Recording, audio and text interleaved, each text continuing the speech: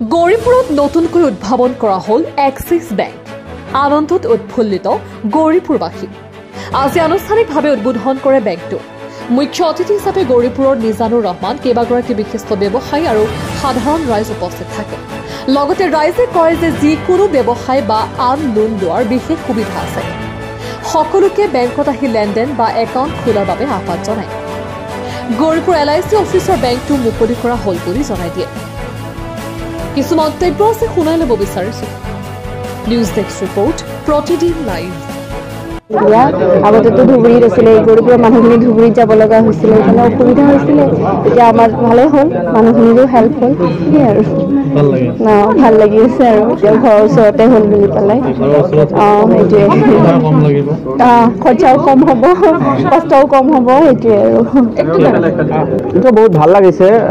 আমাৰ গৌৰীপুৰৰ মানুহৰ কাৰণে বহুত সুবিধা হ'ল আৰু ভালে হ'ল। আমাৰ এইটো ধুবুৰীত গৈছোঁ আগতে, অলপ অসুবিধা হয় RTGS বা ডিপজিট যিবিলাক কামত বেংকৰ কামত অসুবিধা হয়। ধুবুৰীত 9-10 কিলোমিটাৰ হয়, ইয়াতে ওচৰতে হ'ল, বহুত ভাল হৈছে।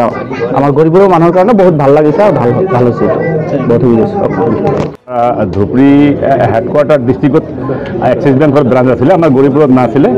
আজি গৌৰীপুৰত প্ৰথমবাৰৰ কাৰণে এক্সিছ বেংকৰ গৌৰীপুৰ টাউনৰ মাজত এক্সিছ বেংকৰ ব্ৰাঞ্চ ইয়াত প্ৰতিষ্ঠিত হ'ল।